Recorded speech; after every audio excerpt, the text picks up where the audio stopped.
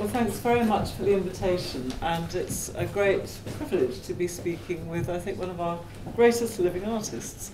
Last year, we saw the full scope, really, of your work at the Yorkshire Sculpture Park. It was a major survey, and what was astonishing about it was the sheer range of mediums, from photography to sculpture to cinema. But central to all these different techniques seems to be your desire to create a parallel world. Can you say something about that? Can you tell me more precisely what you mean? Well, you create whole mise en scene. You create You create tableaus that seem to have a narrative. Maybe I'll turn this off. That they have a narrative and a drama, and encapsulated in one work, there'll be all sorts of different stories and scenarios. It's almost as if, rather than doing a unitary object, you create a whole scenario. Well, yes. My work primarily is about what might be described as the politics of representation. So, actually, semiotics, or the study of the sign, is central to the work. So, in very simple terms, the work is about understanding the complexities of what you see in front of you and trying to get away from ideology, from a singular certain perspective. So by layering or by contradicting, I feel I can actually make people look a bit more and also make them think a bit more. On the one hand, you know, the challenging of establishment whilst being complicit as well. Can everybody hear me if I don't have the mic? Okay. You are an inveterate time traveller, and your destination is very often 18th or 19th century London. Why does that period interest you? Historically, you know, empire was able to actually rule and dominate globally. And what's the role of Africans at that time? And what's the relationship to that establishment? And also, I like the excess that period represented. You know, I love all the costumes. So there's a sort of love-hate relationship in the sense that I want to relive that period. I want to find myself in it and it's a good place to actually question that relationship between the aristocracy of that period and the so-called subjects of empire. And in fact, you have often appeared as a protagonist. You have many alter egos, but they're always romantic male figures. You've been a dandy, you've been a flaneur, you've been a kind of literary figure on the point of a kind of opiate death. What is it about these particular roles that attract you? To understand that, and to understand my the more frivolous and bohemian side of my character, you do need to go back to Britain in the 80s and Margaret Thatcher and the black struggles of that period, and also the black art movement in Britain, people like Eddie Chambers, Keith Piper, and the question of actual struggle against the establishment. But then my generation coming and thinking, well, actually, yes, I am black, but actually the white male middle class does not have the monopoly on aesthetic pleasure. And I can actually occupy that space too. And I don't have to present myself as some kind of messiah for black struggle. In other words, removing oneself from victimhood and actually not apologizing for excess. In fact, there's a beautiful addition upstairs that you created for the Foundling Museum, which is called Playboy. Yeah, Party Boy. Or Party Boy, Party Boy. And it's the most exuberant, excessive, decadent image. It's absolutely a beautiful work, and I think there is that mixture always in your work of politics and pleasure. And in fact, that was part of a commission for the Foundling Museum. Yes. And you've also, of course, made the extraordinary work for Trafalgar Square, another great commission for the 4th Plinth.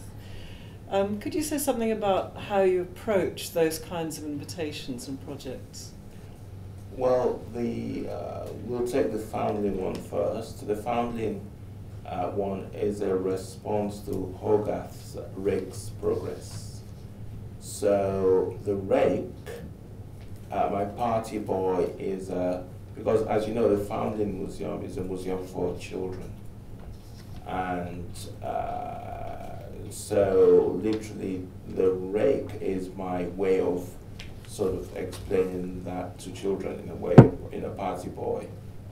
So the Rake in Hogarth's painting is a Party Boy really, because it was left all this inheritance that he squandered. But Hogarth was making a moral point there. I mean, I'm not necessarily moralistic about these things.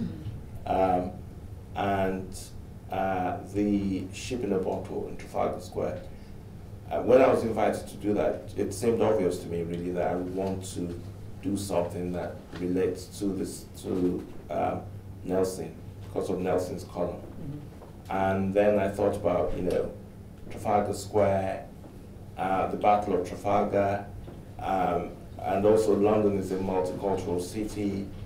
If Napoleon had actually defeated Nelson, I probably would be speaking French to you now.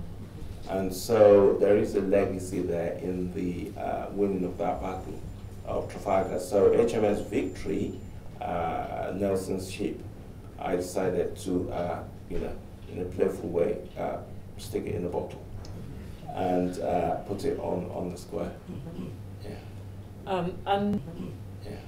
And for those of you who saw that work, which is now at the Maritime Museum permanently in Greenwich, it was striking that it's signed YINKA SHONIBARE MBE. Yeah. Could you say something about your insistence on using that honour? Well, as you know, it's a member of the most excellent order. You forgot to to add that, but yes. Most excellent order. Yes, or the British Empire. So when my work, as you know, is a critique of empire, so I thought it was like somewhat paradoxical, really, to be given that honor. And actually, the reason I insist on using it is because at the time there were people who said, why are you accepting this? You shouldn't be accepting this. I got into an argument actually with a lawyer at the party. She's a lawyer. She represents a lot of prisoners at Brixton Prison, and she was just horrified that I would accept this. And I said, well, actually, why not? I mean, I should actually have this as part of my artist name, because I felt that, we have been here for long enough. And in fact, the British Empire is kind of slightly non-existent. So I don't think, the legacy is still here, of course, people would argue. Anyway, it's kind of been slightly tongue-in-cheek and provocative, really, but But that said, I also have a love-hate relationship with the establishment, because I absolutely love the Queen and the royalty, and I love what all that stands for, so I actually like the, so, you know, I could almost describe myself as a royalist. I mean, I really like that very much, and I don't see why I shouldn't celebrate it. Very first work I saw of yours was quite different. It was these small alien figures, another kind of outsider. Could you say something about that earlier phase in the work? You know, we've all seen E.T. and aliens are kind of cute, and you know, but there's also something kind of sweet about aliens, but kind of politically, there's also something slightly condescending about thinking aliens are cute, you know, so, and I just wanted to kind of play with all that really in that work. I think I did something called Dysfunctional Family, I think. That was many years ago. Yeah. But it struck me also this idea about being an outsider, that it's also a position of resistance, and figures like the flaneur or the dandy, which relate to writers like Baudelaire or figures like Oscar Wilde, that they are also, they use their humour, you could even say Andy Warhol actually, as a kind of persona which resists the Protestant work ethic, which resists the kind of stratifications of establishment hierarchies. They're kind of willfully useless. Absolutely. And they also take decadence or pleasure, I think, into a kind of political realm. So no, absolutely. I mean, Oscar Wilde's mother was very political, you know, and it's a political stance.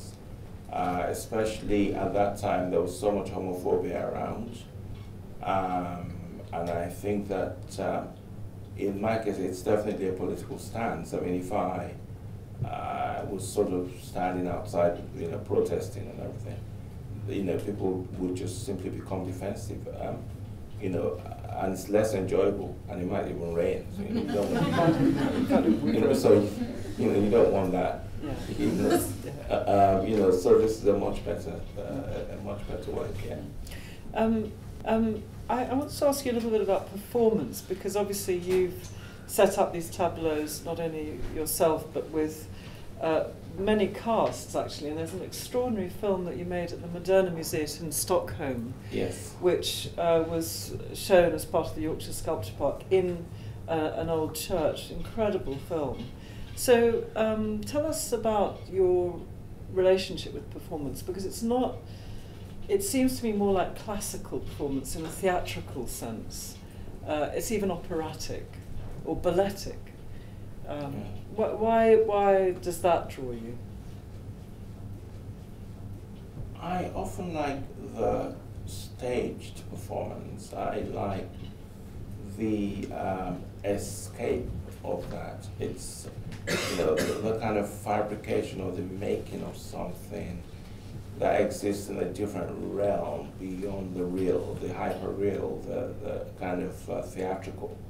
I find that's a space of fantasy, a space of art, you know, the kind of, a space of alchemy, you know, the transformation beyond yourself, transformation beyond the mundane, beyond oppression, beyond, in the Caribbean, when, in fact, you know, Carnival also started as a way to resist the master, as it were. You know, you could actually become, that would, you know, the one day that you could not be a slave was when you were, you know, you could transform yourself into any character, and the, you know, master could have fantasies of being the slave, and the slave could be the master.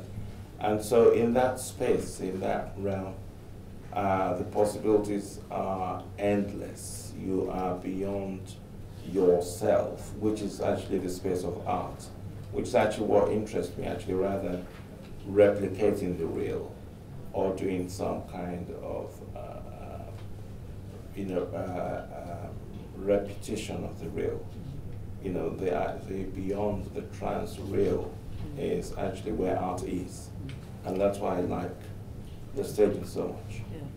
I think the other thing that's very clear as we see these images going past is the central role of fabric. And yes, well, I use African textiles in my work, and for those of you who, you know, some of you may have heard this several times, apologies for boring you yet again, but basically, at college I was mostly painting from the nude, and then in my second year the work got more political.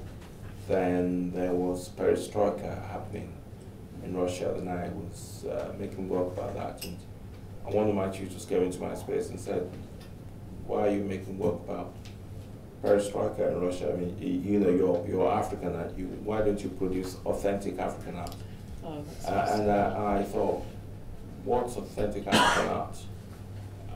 And I said, you know, African art, you know, real African art. Well, I mean, should British people make work about Morris dancing? I mean, I don't, you know, I don't really get, you know. But then, actually, I then began research on authenticity. What is actual authentic? What's authentic African? Then that led me to Brixton Market, where I found the fabrics.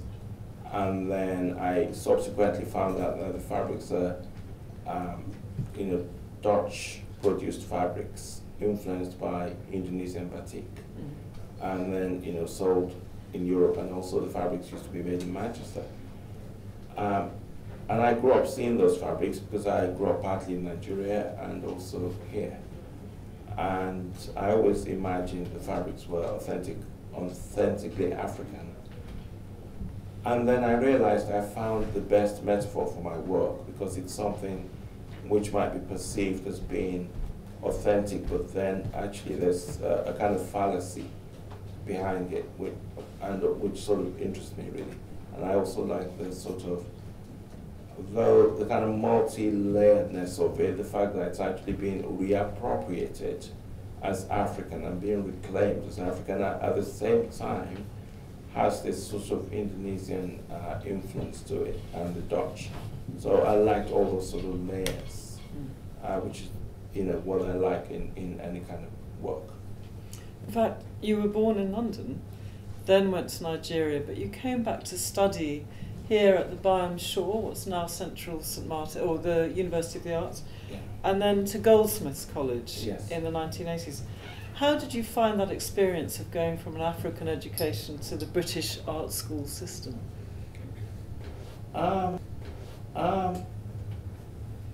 Well, it was, when I actually came to England, to my shame, I was first at boarding school to finish my A-levels, and then to art school. So art school was actually really liberating. It was freedom. It was, you know, I could actually talk to girls and it was fine. You know, it wasn't like that at the boys' school I went to. You know, so that was, you know, freedom from having to play rugby and all that. You know, so actually it was very good, just having that freedom to go to art school. Yeah, and it was freedom at last, because my family wanted me to study law.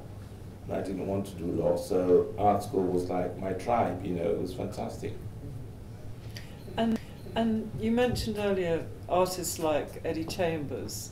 Can you say more about artists that you encountered at that time and that have been influential for you? Well, I mean, I was looking at a lot of artists who were working at that time. There were many shows.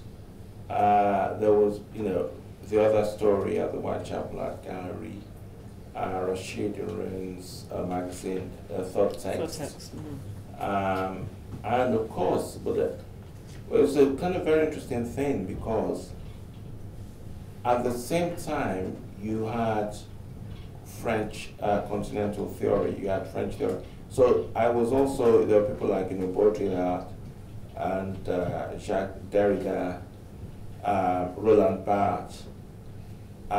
So there was a lot of discourse around, deconstruction and postmodernism, going alongside a lot of kind of feminist art practice coming from the United States. So there were people like Cindy Sherman, Barbara Kruger, and then of course Judy Chicago, Nancy Sparrow,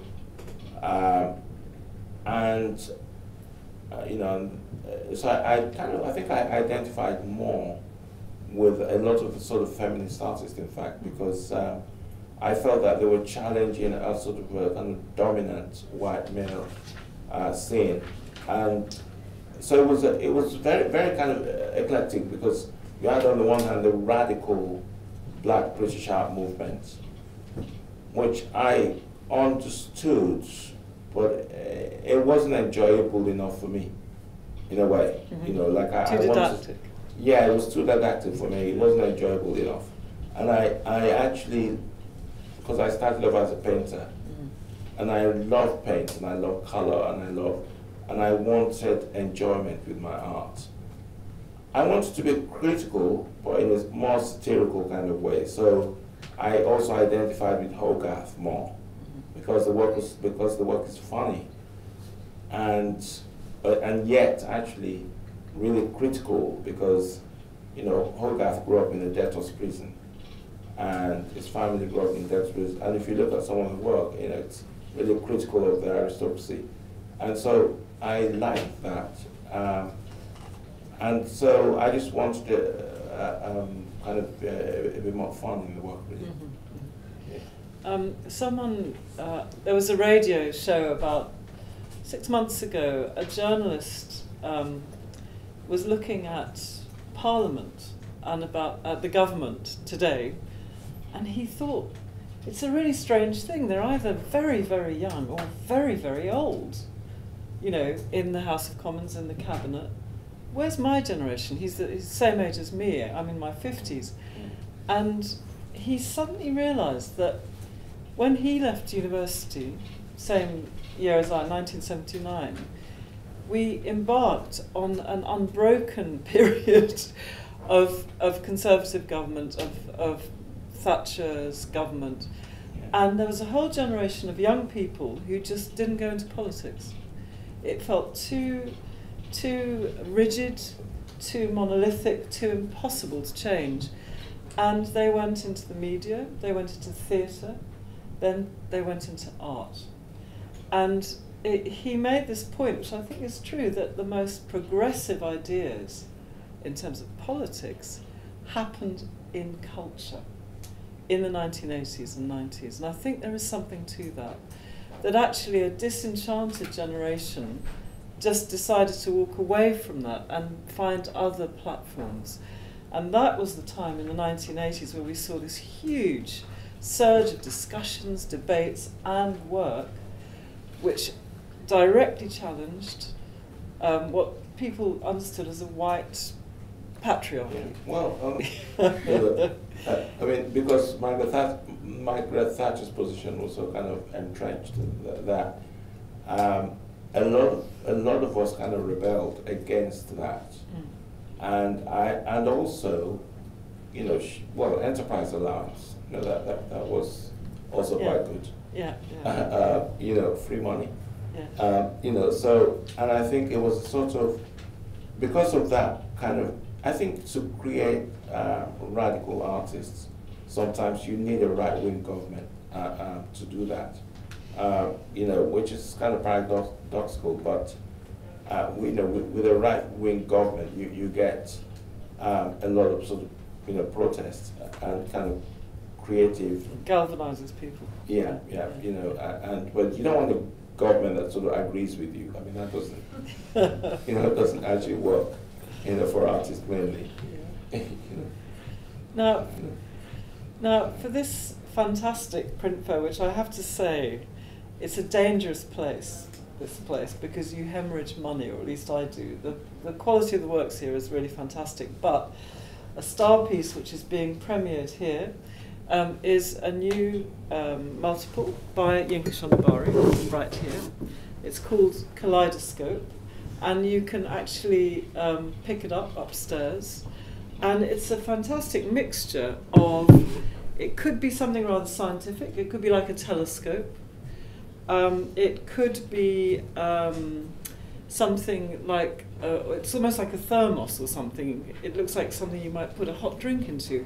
But if you look inside, you'll see it's also a piece of art history.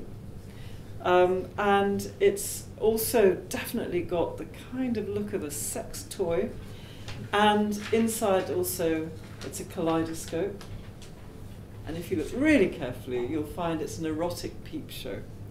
So it's a wonderfully complex work, as ever, with you. Is this, what inspired this work? Well, I mean, it's work that's actually quite very serious on the one hand. One hand it's actually quite serious. And it's also playful. And on the serious points, it's trying to kind of understand a kind of, I wouldn't describe it as a post-feminist period, but sort of trying to understand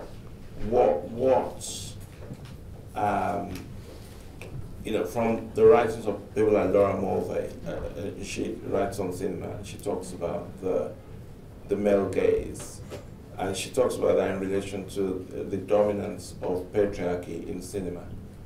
And I want to do something that's, as it were, one for the ladies. Or the gentlemen. Or the gentlemen, yes. So it's... Could you describe what the origin of the image is? Yes, so it's Botticelli's Venus, and there's a nude standing on the shell, and she's been changed into a well-endowed male, a black male. And so what you do is you have a look in the hole on the head, and then you turn it, and then you can, it's distorted, but you can see the male emerging from the phallus, as it were. So, yeah. So it's our opportunity to objectify men. Absolutely, yes, yes. And you do have permission to stroke it as well.